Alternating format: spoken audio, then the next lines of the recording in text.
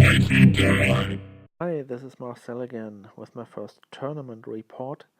There was a small 4-round tournament here in northern Germany that Steve and I attended together with some of the guys of the club who we are playing at. I managed to take at least a couple of shots of each game, just enough so I can reiterate what has happened in the single games. And of course, for my learning benefit, I want to do that. So I brought two lists that I have played a few times. The Rage of Dunya list, so Doomshaper 2, Rage of Dunya, with 4 heavies, 2 lights, webs, and a Creelstone. This is meant to be dropped into everything that has too much armor for my Borka list to crack, so normally I would drop this into Scorn, possibly Trollocks and Kador. It has some game against infantry lists with Rug and the Exa who can clear some infantry, but mainly it is thought to put lots and lots of damage into heavies or gargantuans. My second list is the Borka 1 list that I already did a battle report for, with Rug, a Mauler and an Exa as his battle group, and then Fellcaller Hero, Champion Hero, Stone Scribe Chronicler to buff my warrior models, some Troll Whelps of course, and then maximum unit of Trollkin Champions, maximum unit of Trollkin Warders, and the minimum Creelstone. This is meant to be dropped into most of the infantry spams, possibly into Sygnar because it has some tools against ranged attacks. Also, if I should encounter it, the Kriegs Ghost Fleet, because all of the warrior models have removed from play. I have shield guards in there, I have wind wall in there, and I might actually be able to survive that list for a few rounds. The lineup in the tournament was pretty diverse in regards to experience of the players. If you take a look at the major German site for War Machine tournaments, T3, you can see that the ranks of the players are between 32 and 800 something, so there were actually a couple of top 100 players from Germany, but also some not that experienced guys like myself. The format we played in here might sound a little bit strange. Initially we wanted to play the Steamroller 2017 CID rules from week 3, so the final CID, but Privateer Press Insider dropped that hinted at some changes that would be in the final version, and we also included these changes. One of these changes was you only need to be 5 points ahead of your opponent to win on scenario instead of 6 points. The other one was that solos cannot score round zones, solos can score flags and only units, and warlocks can score round zones. So, on to the first round. In the first round I drew one of the few Scorn players we had there, and as I had built my Doomshaper list because I was tabled by a Scorn player, of course I immediately chose the Doomshaper list. My opponent mentioned he had been tabled by a similar list a few times, so he chose the list that I would perform less good into, which is Dominaria Chef, with only a few beasts and lots of shooty units. Sadly, that is exactly what my list does not like.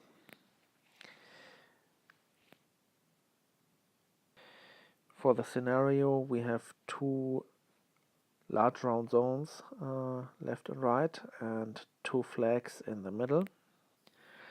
That is also not too good for me because I cannot score with my beasts at all in this scenario, and all my list has here is beasts. but I had to be sure to have enough armor cracking in case he dropped his other list, which would just have tabled me. In round 1, both of us just move up and stay out of each other's threat ranges. He moves one of that advanced deployed guys to be in range of Rook, and then channels a spell through that unit to debuff Rook. He keeps on doing that, so I have to pay 3 Fury around to remove that debuff. Round 2, I decide to immediately feed and engage that advanced deployed unit, so he doesn't just keep on doing that and keeps shooting at me, but instead needs to deal with my bouncer. In the forest, he's on defense 14 and armor 21 under the stone. He responds by charging the bouncer with an Archidon, which does not kill him. He's pretty surprised by that. And he also moves up his shooty units on the left and right side. These guys have combined ranged attacks together with the feat of Rasheth and the debuff he keeps putting out. They can seriously hurt my heavies, so I need to be careful of them. He luckily wasn't able to kill much in his turn, so in the next round I try to cripple his forces as much as possible because he still has not feated. The Mauler and the Bouncer both take out the Archidon and one of the Titans, the Titan Gladiator it is, I think. Ruk manages to Pac-Man through most of the guys with the slingshots that were standing around the forest, and also most of the unit that were in the right zone. The Earthborn actually misses all of his targets that I charge him into, and the Exar is only able to engage one of the guys on the left side, but I want to have as many of them engaged as possible, just so they don't shoot my Earthborn to pieces too quickly. I also put up Doomshaper at the flag, so I start scoring now, and he needs to do something about that and needs to get more aggressive, and I hope he maybe does do some mistakes. I also move up Mark just in 10 inches of Rasheth, and I put up Arcane Suppression, so all of his spells cost 1 Fury more. On his turn, he does a lot more work than I expected from him. He manages to take out Ruk with the remaining shooting infantry there. They are Venerator Reavers. I don't want to keep calling them shooty guys. And he also moves up that Soul Ward and finishes off Ruk with him. That small solo gets the strength of the beast that it attacks added to its POW, which is completely ridiculous. I think he attacks Ruk with a power 18 attack or something like that. In the middle, his Archidon and the Titan Sentry, as I think, together with the Beast Handlers, take care of my Bouncer and my Mauler. I didn't think they would be able to kill both of them, but they do. And the Reavers put in some damage into the Earthborn. He moved Rasheth back a bit because he was afraid of Mark, who had him in his charge range, and that puts him into the kill box. That means I go up 2 points this turn. He doesn't score anything because I have some whelps in range of his flag and something in each of his zones.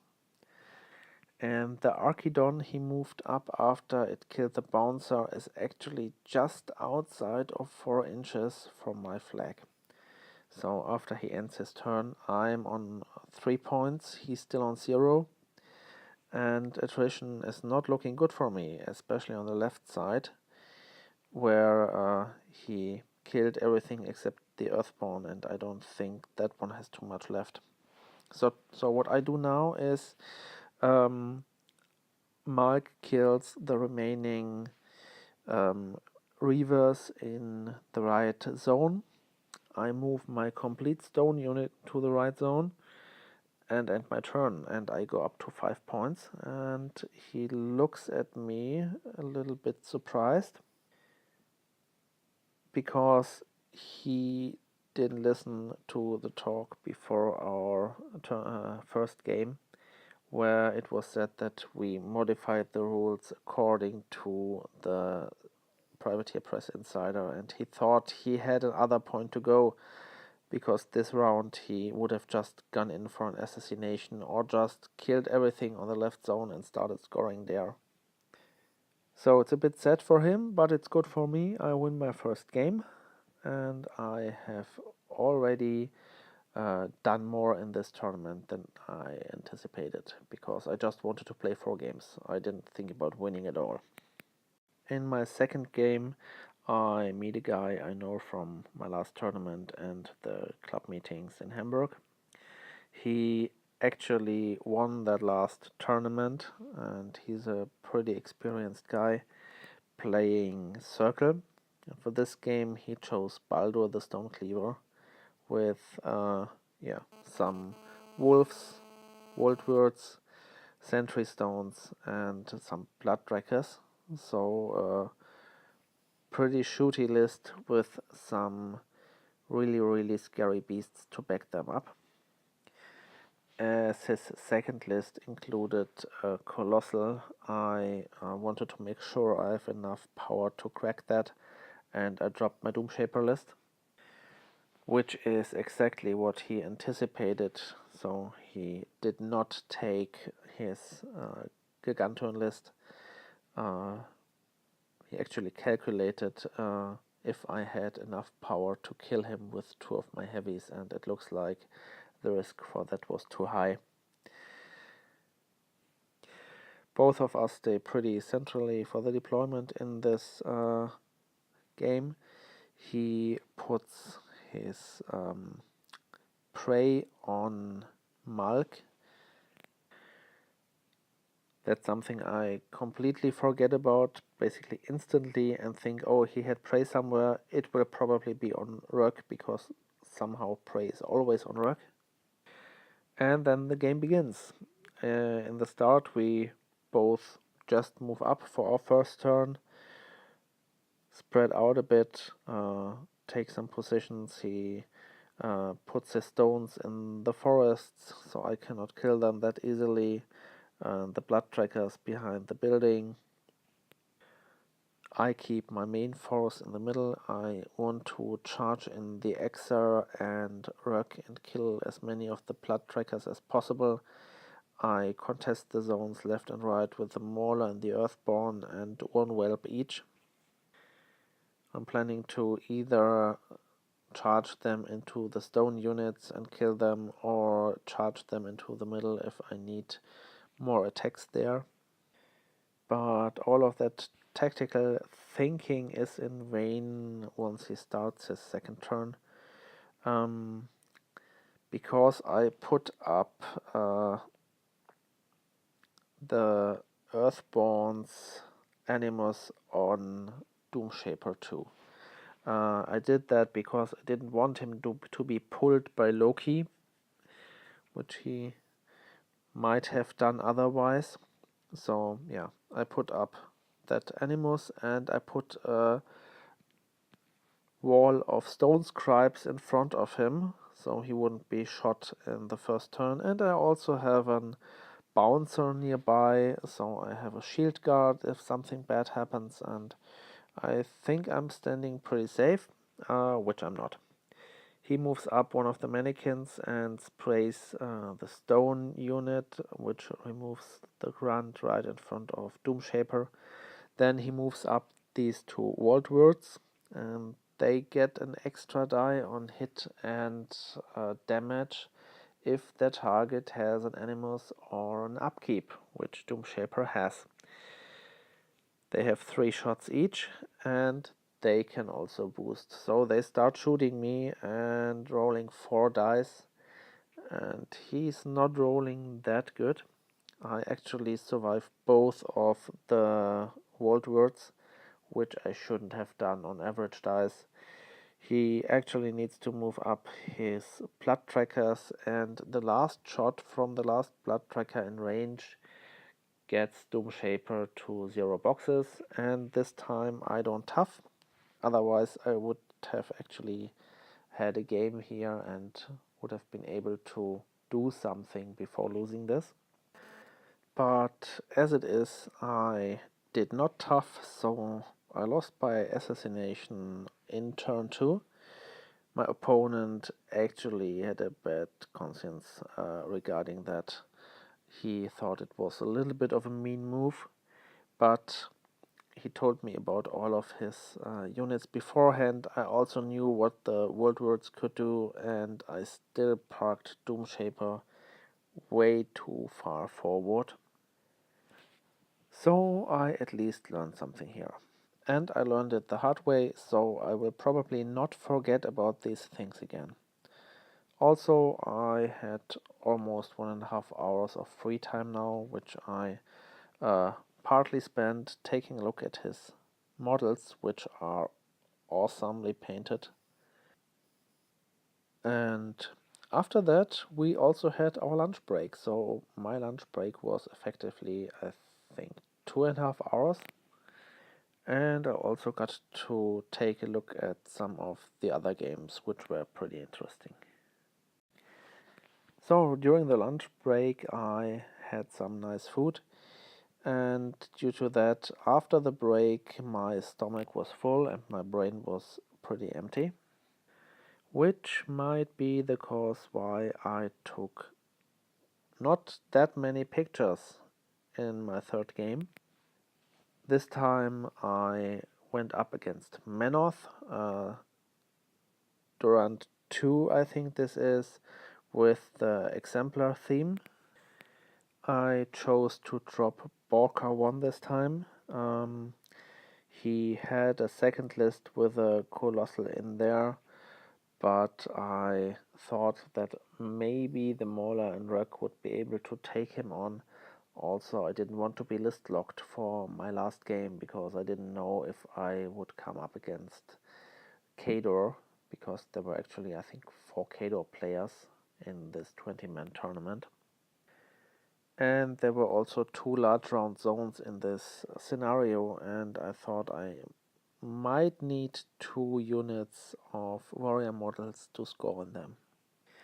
On the first turn, or our first turns, both of us just move up, both in a nice battle line, or battle heap in his case, and square up just in charge range of each other, which leads to a pretty nice charge of the Mauler against his 2 light warjacks he has there in front, and the Mauler kills both of them easily and also, I think, puts some hurt into his objective. On the left side, the champions move into the zone and can actually control it in his second turn. On the right side, the warders move just out of charge range of his exemplars, and he retaliates, which can't be really seen in the picture because the hand is in the way, and also because some stuff already happened with moving forward his exemplars. I think they were just running to engage my warders so I wouldn't get a charge. On the left side, the champions were also charged by some stuff, but they defended pretty nicely with retaliatory strike and their death of 16. So I am able to score some points in that left zone. I'm also able to score some points in the middle zone, and he is not able to score anything in his zone because I always have a heavy in there First the Mauler that kills the 2 lights, and after the Mauler is dispatched, I still have the Bouncer in there, and I am charging Rook in there afterwards. Rook actually had the possibility to charge either his heavy or his objective, and as I was not sure if I was able to clear the left zone again, I choose to charge his heavy, because I thought that's the less greedy play. I will just go for attrition. If his heavy is gone, he will have huge problems getting rid of Rook. But I have to put a brush on Rook, because I did not remember I had that Pathfinder objective and could just given him Pathfinder with that, and could have had a damage buff on him instead. So I leave that heavy on 1 box. And that's actually the single biggest mistake I did in this game. If I had that damage buff, I would have killed his heavy and maybe also his light that was standing next to it, and everything would have been good. If I had just charged the objective, I would have gone to 5 points that turn. So this way I only go to 4 points. He is killing Rook with his heavy, his light, and some of the exemplars. He's also killing my champions in the left zone. My warders in the right zone are jammed because without a charge they are not doing enough damage. And he starts contesting my zone. And I'm just working out if there is any way for me to get back from this. Borka wouldn't have had any problems killing his heavy, because that was on 5 boxes or something like that, but he would have gone up on scenario points, and I thought a bit too thoroughly, so I clocked myself and he wins. All in all, it was a pretty nice game. I just need to remember stuff like my objective, because that would have made a huge impact in this game. And also I need to start playing faster from turn 1 when I'm playing with Death Clock, because there was no need here to clock myself. So, 4th and last game of this tournament, and I'm coming up against one of the other 2 troll players. He has a choice of Madrak 2 or Gunbjorn. Madrak in Band of Heroes theme, and Gunbjorn in Power of Dunya theme with a Mountain King. I'm thinking a while about this and decide I want to play Doomshaper 2 due to several reasons. One of them is I just clocked myself with Borka, and I don't think I will be able to play faster in this game because it's the 4th game of the day. The other is I would have problems removing the Mountain King with my Borka list. There are only 2 heavies in there compared to the 4 heavies in the Doomshaper list. And if my Borka list comes up against his Madrak 2 list, then all of his models have takedown, all of my models have takedown, so nobody will be toughing in that game. But he has more models than I have, so it will probably be a bigger problem for me. He chooses Madrak 2 because he doesn't think his Gunbjorn list has enough damage to deal with all of my heavies in case I drop Doomshaper. And off we go. For deployment, I pull out the Earthborn a little bit because there is a huge rock in the way, and I want to move him up the left side because there is a wall, there is some rough terrain to speed him up, and I can probably get him into the enemy rectangular zone to either score or at least prevent him from scoring. He puts one of his units of Fenblades on either side. He's putting the champions on the right side, and the battle group and the warders go into the middle. The first turn, both of us just move up as far as we can, and I notice that his front row is actually in charge range for my beasts. Also, he is camping nothing on Madrak, and I'm getting a little bit greedy because I think, oh, I can end this right here and now, wouldn't that be great? So I move up Doomshaper, I feed, and I charge Rök at his warders that he put up in front of Madrak.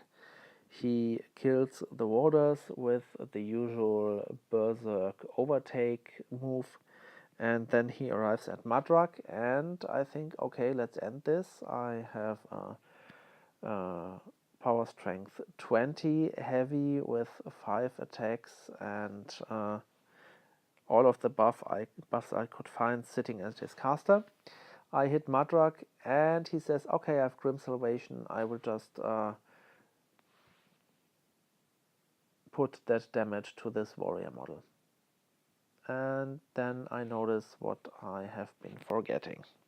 So I do a quick count and see that Madrak has enough warrior models near him to sack pawn all of my attacks off to somewhere, and I want to attack something else. There is a juicy big mauler right next to Madrak, but he is just out of reach of Rök, and with that Grim Salvation move I can not get a Berserk overtake move, and I'm stuck with just hitting Madrak. I basically trade my feet and a 21 point heavy for 2 warders and 3 stone guys. Biggest mistake I did the whole tournament. I try to somehow block him from just charging me with everything he has, so I move up the Earthborn, I move up the Bouncer, I put Malk just at the edge of the building to block the charge lanes to my stone, and I move the Mauler and the Exer back a little bit so they won't get swamped with Fen Blades the next turn. He's actually only able to kill my Mauler and the Earthborn in the left zone. Malk survives with 19 boxes and is able to take out one of his Maulers, and the proxy base that is on the far left edge of the building, that's currently Malk. My Exer and my Mauler kill some of the Fen Blades on the right side, and on the left side I block his Fen Blades with my Stone Guys and my Bouncer. But the Bouncer is just out of his zone, and also he frenzied last round because I wasn't able to get a web there. So he actually starts scoring on the right flag, that black proxy base. He has his Chronicler who is scoring, and I did not get a web to the flag on my left side, so he's already up 3 points, I think, because he already scored last round. No, actually he's only up 2 points because last round was his first round, so not a big deal.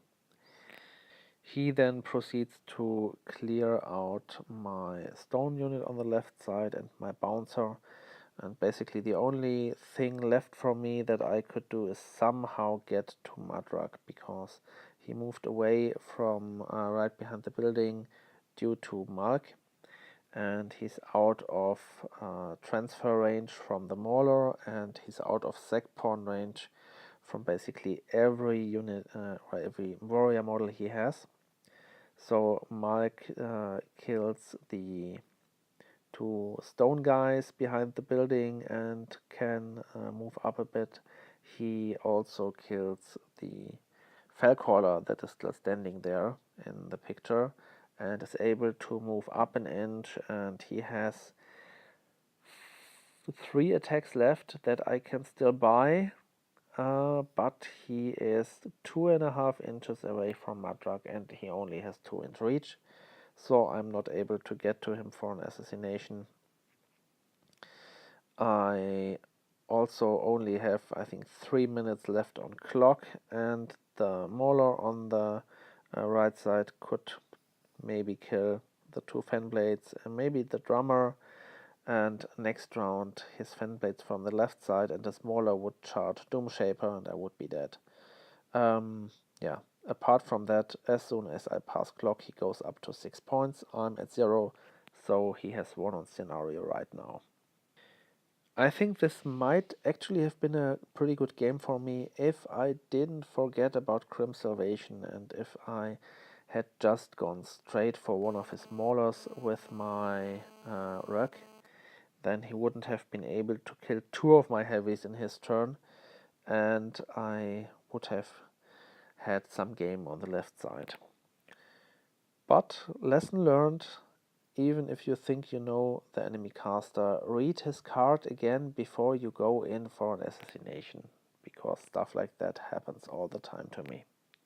So, result of the tournament, I got 15th place of 20 with 1 win and 3 losses. I met lots of great people. I got some ideas what I want to change in my lists, and I will definitely go there again. As for my goals for 2017, I wanted to do 52 games this year, so 1 game for each week. I'm at 32 now, looks pretty good.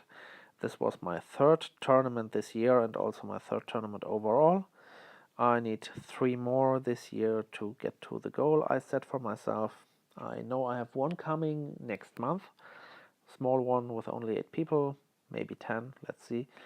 And that means I need 2 more tournaments this year. So if you know any in northern Germany, then drop me a line.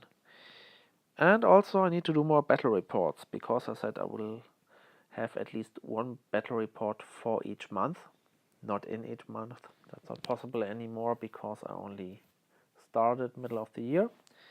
So far I'm at 5, which is pretty good, and I'm pretty certain I will reach my goals if nothing unexpected happens. So thank you for listening. The single games were a little bit shorter this time because there were 4 of them and I didn't want to talk for 3 hours. If you have any suggestions what I should do different in my battle reports or what I should do different in my strategies in the game, then just comment below this video and I will be sure to check all of the 3 comments that might come in. Thanks.